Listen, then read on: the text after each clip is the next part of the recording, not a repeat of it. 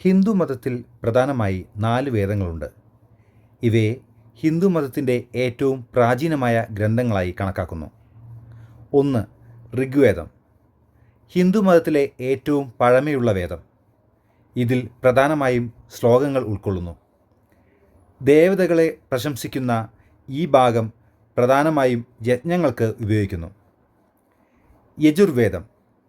യാഗങ്ങളിലും ഹോമങ്ങളിലും ഉപയോഗിക്കുന്ന മന്ത്രങ്ങൾ അടങ്ങിയ വേദമാണിത്.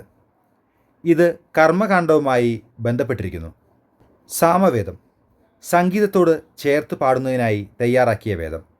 അതിനാൽ ഇതിനെ വേദങ്ങളുടെ സംഗീതം എന്നും വിളിക്കാറുണ്ട്. അഥർവവേദം. മാന്ത്രിക ശാസ്ത്രത്തെയും ഔഷധശാസ്ത്രത്തെയും ദൈവശാസ്ത്രത്തെയും ഉൾക്കൊള്ളുന്ന വേദം.